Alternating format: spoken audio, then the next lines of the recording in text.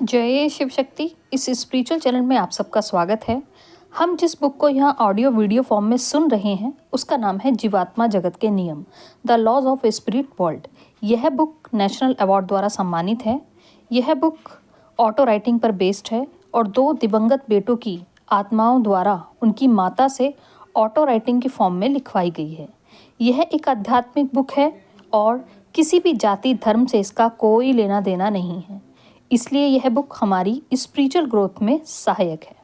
बस चेतावनी ये है कि खुद से कभी भी ऑटो राइटिंग करने की चेष्टा ना करें, क्योंकि यह कला ईश्वर द्वारा किसी खास को दी जाती है और जानबूझकर ऐसा करना आपके लिए हानिकारक हो सकता है। चैनल को सब्सक्राइब करके, वीडियो को लाइक एंड शेयर करके आप इस आध्यात्मिक विकास की मुहिम में हमारी सहायता कर सकते हैं। साथ में बने रहिए। धन्यवाद। सुनते हैं बुक की समरी। हेलो फ्रेंड्स, आगे बढ़ते हैं।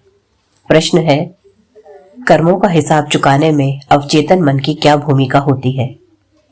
आप एक भली आत्मा हो, तो इसलिए आपके कर्म आप तक तेज गति से पहुंचते हैं, क्योंकि आपका अवचेतन मन जागृत होता है। इसका अर्थ यह है कि यदि आप थोड़ा भी गलत करें तो आपको आपके कर्मों के फल तुरंत मिलेंगे और आप उसका हिसाब भी जल्दी चुका पाएंगे। लेकिन यदि आपका अवचेतन मन सुप्त है तो आपके कर्म जमा होने लगते हैं और उनका हिसाब चुकाने में आपको देर लगेगी। समय के साथ बहरहाल किसी न किसी रूप में आपके कर्म आप तक जरूर पहुंचते हैं। ऐसा न सोचें कि दुष्ट आत्माओं को बुरा करने की छूट मिली होती है। उनके कर्म संचित हो रहे हैं जिनका भुगतान उन्हें करना ही होगा। परंतु यही नियम व्यक्ति की परीक्षा है और उसके प्रशिक्षण पर लागू नहीं होता है। मनुष्य अपनी परीक्षा और प्रशिक्षण से बचकर निकलने का फैसला कर सकता है। यदि आपका अवचेतन मन सुप्त है तो इस कारण आप अपने आध्यात्मिक विकास के लिए जरूरी अपनी परीक्षा और प्रशिक्षण से वंचित रह जाते हैं। साथ ही आप कभी पृथ्वी पर अपने आध्यात्मिक जीवन कार्य और उद्देश्य को नहीं जान पाएंगे। जब आप आध्यात्मिक पथ पर नहीं होते तब आपने खुद को उसी रास्ते से भटकाने के लिए अपनी स्वतंत्र इच्छा का प्रयोग किया होता है जिसे आपने जीवात्मा जगत में चुना था। आपका वैसी परिस्थितियों में और ऐसे लोगों से सामना नहीं होता जो आपकी आत्मा के प्रशिक्षण के लिए आवश्यक होते हैं। इसके बजाय आपको ऐसी परिस्थितियां और ऐसे लोग मिलते हैं जो आपके अहंकार का पोषण करते हैं और आपको पूरी तरह एक भौतिकवादी और सांसारिक व्यक्ति बना देते हैं। फिर तो आप अपनी जीवात्मा के महत्व को ही भूल जाते हैं। आपकी जीवात्मा का पोषण पूरी तरह ठप पड़ जाता है और आप इसी स्थिति में खुश रहने लगते हैं। लेकिन यह खुशी एक धोखा है, क्योंकि यह पूरी तरह भौतिक मन की उपज है। आध्यात्मिक राह से दूर हटकर पृथ्वी पर कुछ लोग आराम का अनुभव करते हैं और भौतिक मन से आने वाली झूठी शांति का अनुभव पाकर संतुष्ट हो जाते हैं, क्योंकि उन्हें परिवर्तन और सुधार के लिए होने वाले संघर्षों से होकर नहीं गुजरना पड़ता। वे अपनी समस्याओं को सुलझाने के लिए सही तरीके नहीं चुनना चाहते और उनसे बच निकलने के लिए आसान रास्ते पर चल पड़ते हैं। शांति का यह झूठा अनुभव आपको अपने ही अहंकार द्वारा कराया जाता है, क्योंकि यह नहीं चाहता कि मनुष्य द्वारा उसे नष्ट किया जाए। प्रश्न, क्या यही कारण है कि पृथ्वी पर इतना अधिक अन्याय दिखाई पड़ता है? निम्न आत्माओं का अवचेतन मन सुप्त होता है और इसी कारण उनका अपनी परीक्षा और अपने प्रशिक्षण की ओर मार्गदर्शन नहीं होता। यह अन्याय जैसा दिखता है, लेकिन याद रखिए कि इन आत्माओं ने बुरे कर्म संचित कर रखे हैं।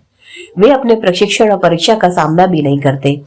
यह सब कुछ दर्ज होता जाता है, यह सब कुछ संचित होता है और नकारात्मक आत्माओं को आखिरकार इस सच्चाई का सामना करना ही पड़ता है। पृथ्वी पर इन आत्माओं के पास ओहदा होता है और वे इसे खुश दिखाई पड़ती है। साथ ही पृथ्वी पर स्पंदन अभी नकारात्मक है, इसलिए यह नकारात्मक स्पंदन नकारात्मक आत्माओं की मदद करते हैं। दुर्भाग्य से यह नकारात्मक स्पंदन भली आत्माओं को भी प्रभावित करता है। ये नकारात्मक आत्माएं अपनी स्वतंत्र इच्छा का उपयोग दूसरों को नुकसान पहुंचाने में करती हैं और फलस्वरूप भली आत्माओं को कष्ट भोगना पड़ता है, जबकि यह उनकी परीक्षा, उनका प्रशिक्षण या कर्मों का फल नहीं होता। उदाहरण के लिए, हत्या कभी भी ईश्वर की योजना का हिस्सा नहीं होती। यह ऐसी चीज नहीं होती जिसे आप जीवात्मा जगत में कर्मों का हिसाब चुकाने अथवा परीक्षा और प्रशिक्षण से गुजरने के लिए चुन सकते हैं। जब कोई व्यक्ति किसी की हत्या करता है और यह आत्मरक्षा के लिए नहीं की गई होती, अर्थात यदि हत्या पूर्व नियोजित है या बदले की भावना से की गई है, तो परिस्थिति चाहे कुछ भी हो, हत्यारे को सीधे जीवात्मा जगत के निम्नतम लोक में जाना पड़ता है और बड़े पैमाने पर उसके नकारात्मक कर्म निर्मित होते हैं। इस जीवन में किसी की हत्या करने का यह अर्थ नहीं कि भविष्य में जीवन में कोई आपकी या आपके किसी करीबी की हत्या कर देगा। ईश्वर कभी भी हत्या जैसे पाप को आध्यात्मिक योजना का हिस्सा नहीं बनने देंगे, क्योंकि ऐसी चीजें जीवात्मा जगत में चुनी ही नहीं जा सकती। निम्न स्तरीय आत्मा को पृथ्वी पर अगले जन्म में बेहद कठिन परीक्षाओं और कष्टों से होकर गुजरना पड़ता है और ऐसी आत्मा को चौथे लोक तक पहुंचने में भी काफी समय लग जाता है। प्रश्न, लेकिन ऐसी भली आत्माओं का क्या होता है जिन्होंने निर्दोष होकर भी अपने किसी प्रियजन को खोया हो? जब आप जीवात्मा जगत में होते हैं तब आपको पता होता है कि पृथ्वी किस प्रकार की जगह है। तब आपको पता होता है कि पृथ्वी के जोखिम क्या होते हैं और आप यह भी जानते हैं कि कोई नकारात्मक आत्मा अपनी स्वतंत्र इच्छा का उपयोग आपको नुकसान पहुंचाने में कर सकती है। यह सब जानकर भी आप पृथ्वी पर जन्म लेने का फैसला करते हैं, क्योंकि आप जीवात्मा जगत की तुलना में पृथ्वी पर अधिक तेजी से उन्नति कर सकते हैं। यदि आप जोखिम नहीं उठाते तो आप जीवात्मा जगत में ही रहेंगे और आपकी प्रगति धीमी होगी। यही कारण है कि बहुत सी आत्माएं पुनः जन्म नहीं लेना चाहती और यह संपूर्ण रूप से उन पर ही निर्भर करता है, क्योंकि जीवात्मा जगत में भी स्वतंत्र इच्छा प्रचलित होती है। स्वतंत्र इच्छा का नियम प्रत्येक ब्रह्मांड में प्रचलित होता है। मान लीजिए एक नौजवान की हत्या हो जाती है।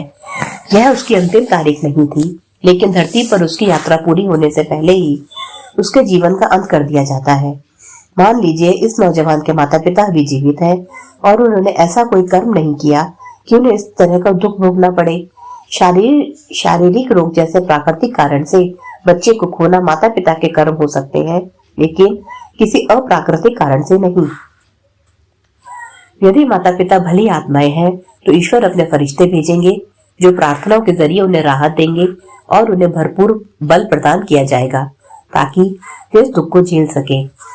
माता पिता के ऐसे कर्म हो सकते हैं जिनका हिसाब चुकाना बाकी हो। पृथ्वी पर ऐसा कोई मनुष्य नहीं जिसके पास हिसाब चुकाने के लिए कोई कर्म ना हो, और यदि माता पिता इसके लिए सहमत हो तो इस कष्ट का उपयोग उनके कर्म के भुगतान में किया जा सकता है। यह समझौता बिना उनके चेतन ज्ञान के किया जाता है। यह समझौता उनके अवचेतन मन और उनके संबंधित लोग की उच्च भली आत्मा के बीच होता है। वे अतिरिक्त प्रार्थनाओं और सुरक्षा के साथ जीते हैं और पृथ्वी पर अपनी जीवन यात्रा पूरी करते हैं। यदि वे इस जीवन यात्रा को अच्छी तरह व्यतीत करते हैं तो उनके कर्म का एक बड़ा हिस्सा मिट जाता है। आइए मान लेते हैं कि आप पृथ्वी पर एक भली आत्मा है और आपकी स्थिति, आपकी सहनशीलता और आपकी समझदारी से अधिक कठिन है। तो इसे इस तरह से समझें कि आप 5वें दर्जे में हैं और आपको 10वें दर्जे का इम्तिहान देना पड़ रहा है, तो यह आपके लिए असंभव होता है। ऐसी स्थिति में जीवात्मा जगत के 5वें या उससे ऊंचे लोक की भली आत्मा अथवा प्रवेशक पृथ्वी पर आकर आपके शरीर को ग्रहण कर लेता है। आपकी मानवीय आत्मा अस्थायी रूप से जीवात्मा जगत में चली जाएगी और जब मुश्किल समय बीत जाएगा तब वे आपके शरीर में वापस लौट आएगी और वह जीवात्मा वापस जीवात्मा जगत में लौट जाएगी। केवल आपका अवचेतन मन ही से जान पाएगा। आपके अवचेतन मन और प्रवेशक के अवचेतन मन के बीच आपसी समझौते के कारण ऐसा होता है। प्रवेशक बड़े दुर्लभ होते हैं और वे केवल बहुत मुश्किल परिस्थितियों में ही पृथ्वी पर आते हैं। सावधानी के तौर पर पृथ्वी पर जन्म लेने से पूर्व जीवात्मा जगत में आप अपने लिए एक प्रवेशक चुन लेते हैं ताकि मुश्किल घड़ी में आपको उनकी मदद मिल सके। प्रश्न, क्या प्रवेशक और भूत बाधा एक ही चीज है? नहीं, भूत बाधा और प्रवेशक एक ही चीज नहीं है। भूत बाधा स्वतंत्र इच्छा के विरुद्ध होती है। जीवात्माएं कभी भी पृथ्वी के मनुष्य वशीकरण नहीं करती। ऐसा केवल अवकाशी आत्मा ही करती है। अवकाशी आत्माएं केवल नकारात्मक लोगों से ही आकर्षित होती हैं और उनके शरीर पर अपना नियंत्रण जमा लेती है।